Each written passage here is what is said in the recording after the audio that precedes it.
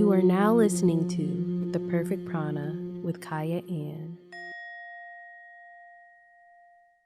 What's poppin'? What's good? Hello, my beautiful friends. You're listening to The Perfect Prana Show on 88.1 FM wcrx, also available on Apple, Spotify, and YouTube. I'm Kyah Ann, your host and a yoga enthusiast. I have a great show up for you guys with the yoga news, where I talk about what's going on in the world and how it relates to yoga. Yoga Heals, where I bring on a very special guest and talk to them about the importance of yoga, and the weekly wellness challenge, where I've been following the 8 limbs of yoga. But before we get into all of that, let's center ourselves. Let's take this moment to go inward, to focus on our breath, focus on our prana. Prana translating to breath, as in the breath of life, our life energy, force, many translations. No matter where you're at, no matter what you're doing, whether you're sitting in the car, you're sitting on your couch, you're laying in your bed, you're going on a walk, there's an array of options. No matter what you're doing, let's take this moment to go inward. So sit up nice and tall, or stand up nice and tall, or lengthen out your spine. Create a nice line of energy from your tailbone to your crown, so breath can effortlessly move through you. Start with a body scan from your toes to your head, and tense up each muscle and then let it relax. So tense up your toes, let it relax, your ankles, your calves, and then let it relax. Tense up your knees, and then let the tension go, and then your quads and your glutes. Tense up your stomach and then let it go. Tense up your back, squeeze your shoulder blades together and then let it go. Tense up your biceps, let them go. Your forearms, your fingers, make tight fist and then let it go. Relax fully, relax your shoulders fully. Tense up your face, like scrunch it up, like like you ate something sour, and then let it go. And imagine each muscle, each bone, each part of your body just fully relaxing and letting go of all the tension. Start to notice your breath without controlling it. Just notice it. Notice what it's normally like. Soften your gaze, or maybe close your eyes if that's safe for you to do, and push out all of your breath. And then with me, take a deep inhale through your nose. Fill up all the way. And exhale dramatically, like letting out a nice sigh. And inhale through your nose, right into your belly, through your rib cage, filling up your chest. And hold at the top. Feel your spine becoming longer. And then exhale, feeling stillness in your body, letting out that dramatic sigh, like inhale through your nose, letting the breath travel upward, lengthening your spine even more, getting even taller. And hold at the top. And feel stillness in your whole body. And exhale, letting out a dramatic sigh, like pulling in your belly button. Inhale through your nose, filling up your belly like a balloon. And let out a nice long sigh, exhale to deflate your belly, like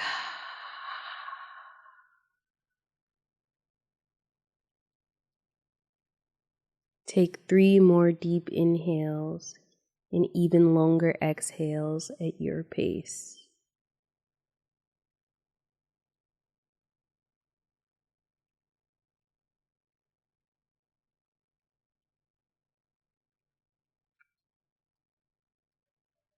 I am centered. Let's get on with the show. Yoga news, April 8th, Monday. The solar eclipse is on and popping. I'm sure that you know about this, but I just had to talk about it because I thought it was interesting. Basically, the new moon will be directly between the sun and the earth, and it'll block out the sunlight for like a few minutes out of the day. It's just an event that people are obsessed with, including myself. I'm not obsessed, but I do find it interesting. Well, anyways, a lot of people are traveling to see this solar eclipse, and you'll be able to see it in basically there's a path in North America going from like Mexico all the way to somewhere in the East Coast, and maybe they just say you'll be able to see it in the northern hemisphere of the world. So a lot of people are traveling these ways to see it. I wish I could see 100% of it, but I won't be able to. I'd have to go a little bit more south, like southern Illinois, to see 100%. But I will be able to see like 95%. I can't remember the exact percentage from Chicago. First, let me warn you guys, don't look at the solar eclipse without the special glasses. Don't do it. You will damage your eyes. And then also, don't point your phone at it to take a picture without a special lens. You will damage your phone. That's just a disclaimer, There are a lot of ancient myths and legends surrounding this whole solar eclipse thing, and I wanted to talk about a few. Like, China has this myth that the sun was eaten or attacked and devoured by a dragon. India, ancient Hindu mythology, they have a pretty dark story behind theirs, but basically, to put it in simple terms, the sun god was fighting with this demon that was trying to become immortal, and the demon was punished and beheaded, and it was the head that was covering up the sun for this short time period of the day, but the sun quickly came back because the sun won. So South America, the Incan culture, they believe that the sun god who they worshipped was mad, and this was a sign of the sun god's wrath. And something I found interesting during this time, they would have sacrifices, so human sacrifices, yikes, might be a thing, or even fasting, because they're like, the sun god's mad at us, so let's try to offer something, get right fast, or whatever the case is.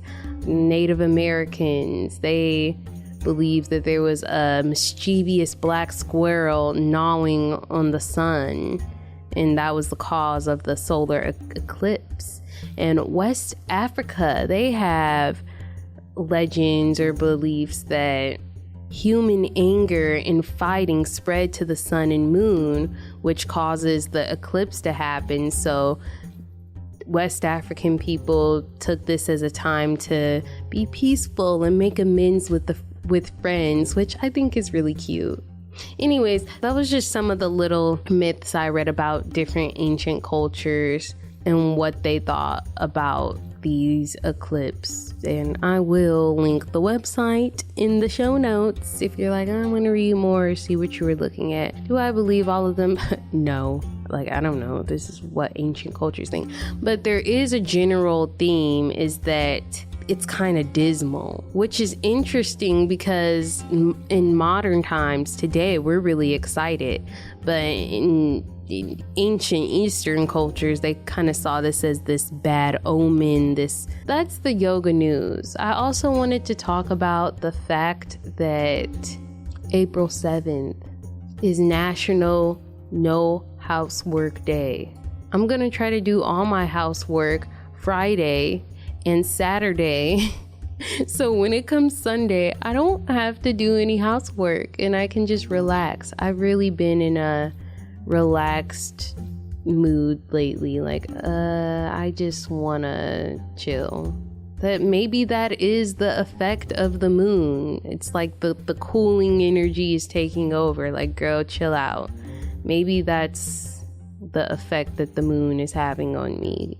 I actually will post Chandra Namaskar on Instagram, so follow me at consistently Kyah, consistently spelled with a K, Kyah spelled Kyah, to see the moon salutation sequence. And I'll post it on Monday when the moon is in between the sun and the earth, just to be on theme. Like, I'm leaning into the chill energy, so lean into the chill energy with me on Instagram. Anyways, Yoga Hills.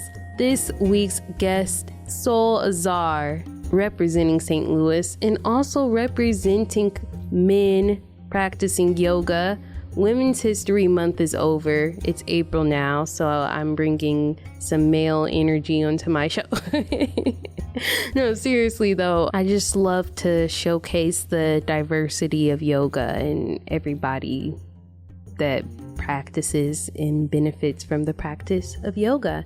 And I'm excited for this conversation because we get to learn more about Egyptian yoga, Kemetic yoga, which I've done an episode on that in the past, which is my most streamed episode. Anyways, this was a good conversation. I learned a lot. Let's get on with it. So thank you, Asar, for coming on the Perfect Prana show. Thanks for having me. Yeah, how are you doing? I'm doing well. The main question that I come on, or that I ask every guest that comes on to my show, is when did you start practicing yoga and why do you still practice yoga today? Peace. I'm 41 at the current time. I've been practicing yoga since about 1996 because I studied different spiritualities and religions, and I heard that relaxation of the body also brings peace of mind and also connection to the divine. And so why do you still practice yoga today? I definitely see like many benefits from practicing yoga, whether it's physical health. I noticed that I'm not as tense in my body. I'm more relaxed. I don't have a lot of muscle cramps. And I also feel like mentally I'm calmer and more in tune with my conscience, awareness of like right and wrong and being able to use discernment in certain situations. Like, for instance, being able to know whether something is as it appears to be. It gives you a better sense of perception.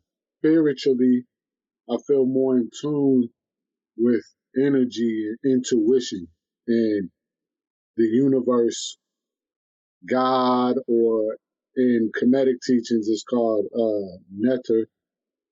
I feel more in tune with that energy. Okay. Interesting. So that is where I was going. So I was like, it kind of sounds like you're describing being more intuitive.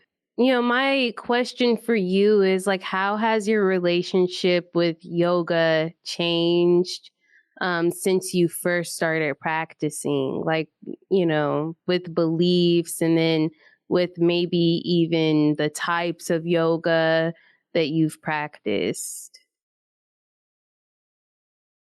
I would say in the beginning, when you first approach yoga, see people doing yoga, you're like, wow, am I able to do that? It's kind of overwhelming in a sense, seeing all these different postures and crazy ways to contort your body.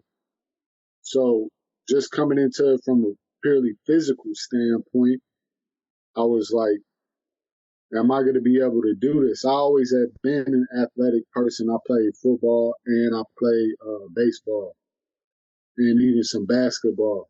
and track. So it's like I was always athletic. But I think also that enthusiasm had me willing to try yoga and wanting to pursue it. You described the beginning of a yoga journey so well that it is overwhelming. And I've definitely like looked at other people before I really got into my practice. Like, how are they doing that? How is that possible? But it is nice to just be able to break it down step by step and start with the basics. And then one day you're really just surprising yourself. So that's relatable. You mentioned Kemetic yoga, and I wanted to talk a little bit about that. So, like, what was your introduction into yoga in general? Like, did you start with Kemetic yoga or did you start with something else? Or, and then also, like, when did you get into Kemetic yoga? I'd always had an interest in ancient Egypt ever since I was young. I always had that inclination towards ancient Egypt and African spirituality, something that was more in tune with us and who we are instead of, like all these spiritual practices from non-black people. I was attracted to our culture and the painting on the wall that was there, where you see us on the wall. And if you even look on the wall, you can see certain poses and you can see us doing yoga on the wall.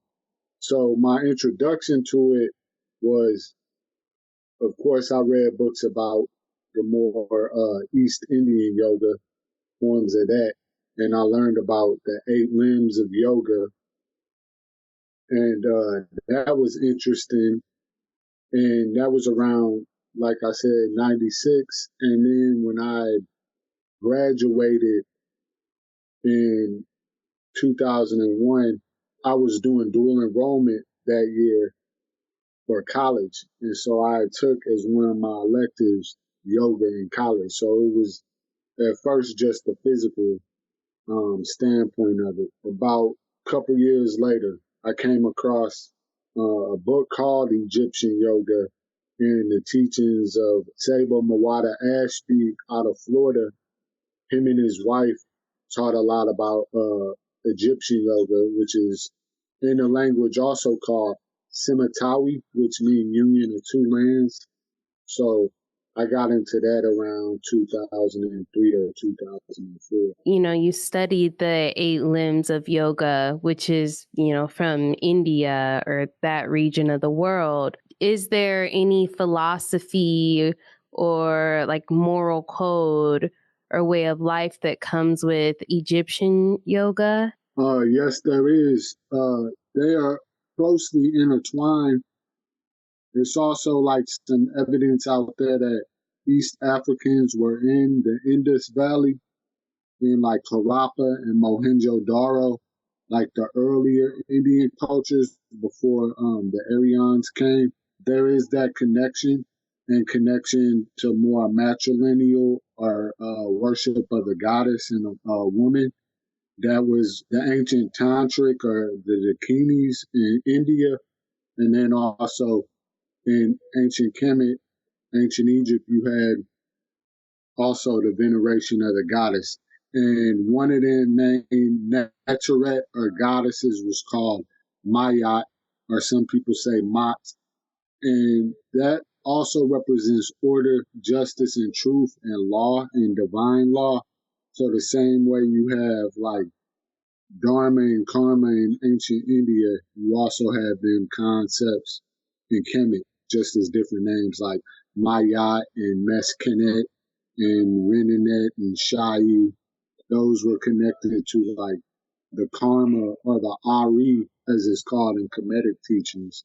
There really is an interconnectedness across cultures that I always find fascinating the more I learn just between the similarities between all these Eastern cultures. So, before we go, what I wanted to ask you is if you could lead us through a quick pranayama or just a breath work.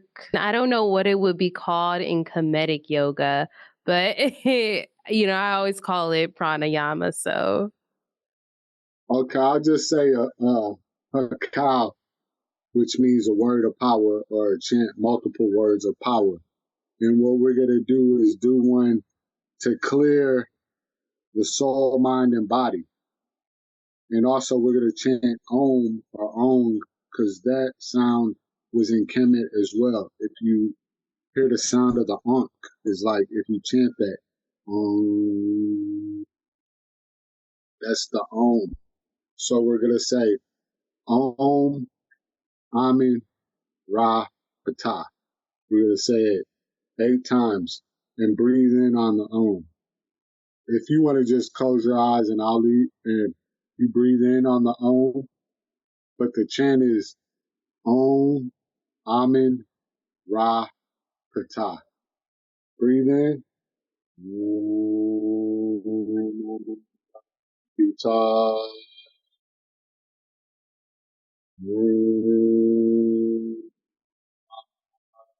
Ptah. Amin, Ra, Ptah. Ptah. Amin, Ptah. Amin, Ptah.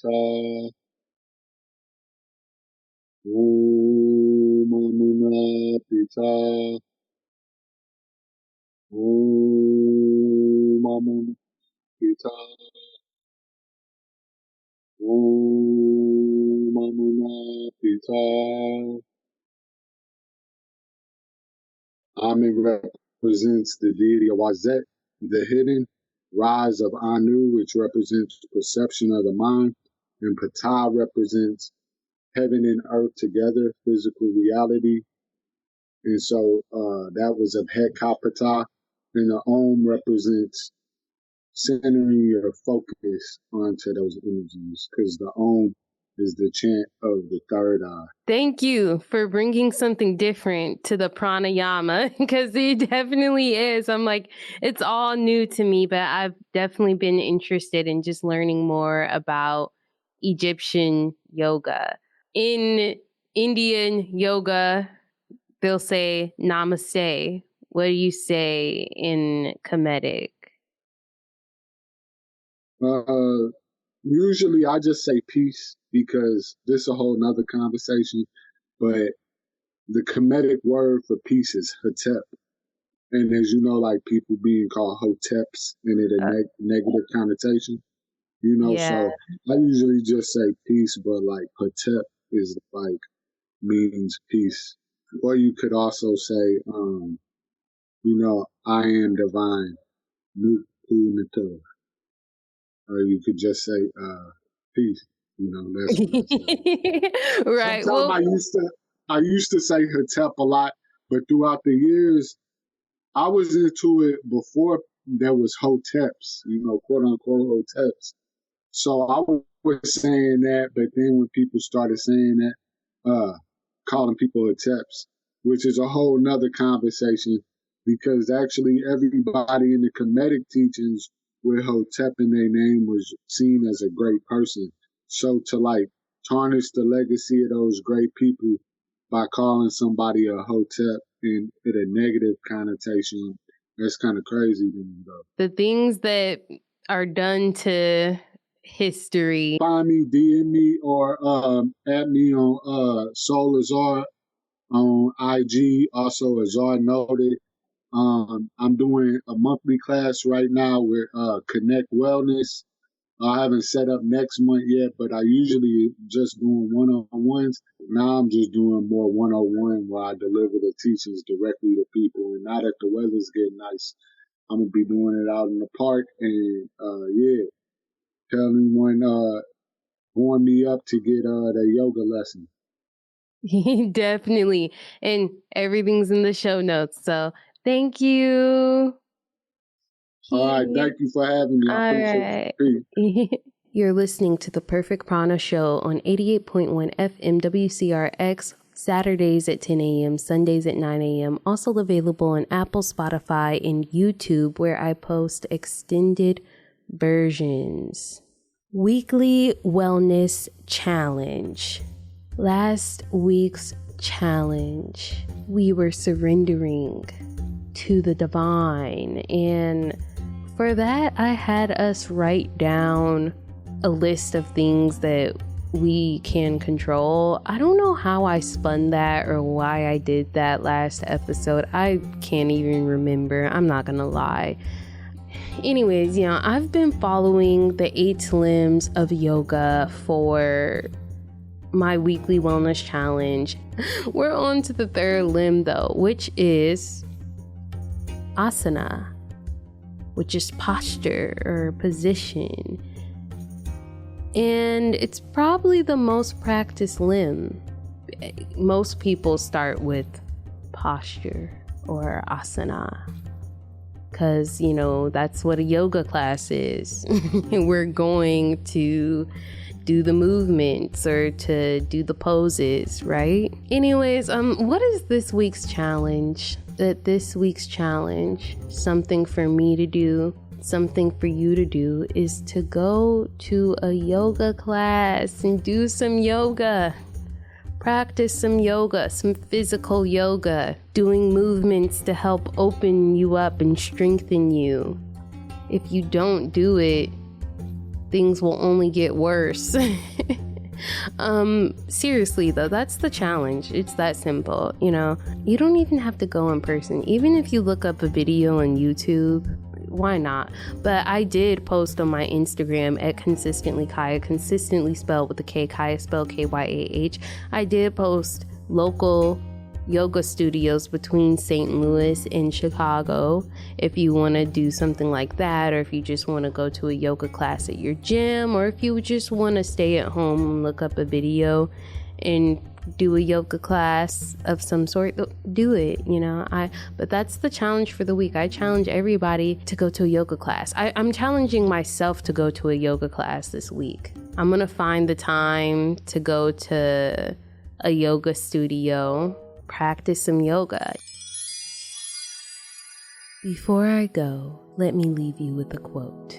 I want to stay on theme with this whole moon thing, and because honestly, like I said, I've been feeding into my cooling off energy, my relaxing. Like, I do not feel a ton of heat right now in life. Like, being so productive, I'm getting a lot done, go. And nah, I have not been feeling like this past week. So yeah, we're gonna, again, we're leaning into that, lean into the feminine moon energy or whatever. Everybody has a masculine and feminine. Anyways, this week's quote, thanks to social media, Instagram, Pinterest, Tumblr. I actually found this quote, and it comes from a book called The Moon Taught Me, which is like a collection of poems and quotes and whatnot. But anyways, the quote is, "The moon taught me there is beauty in darkness too, that even when I don't feel whole, I am enough." That's a really beautiful quote, and just something to think about as we're entering the new week, as we're entering the solar eclipse. Just a good reminder that you're enough even when you're not full or whole or whatever the case is. Anyways, that's the show. Thanks for listening to the Perfect Prana show on 88.1 FM. I will be posting an extended version on Apple, Spotify, and YouTube, so just look up the Perfect Prana show. You'll be able to find it. My 11th episode. 11 is my lucky number. Every time it's 11, I say make a wish, if I can catch it. Anyways, it was great talking to you guys. With that being said, may the light in darkness within me bow to the light in darkness within you. Namaste.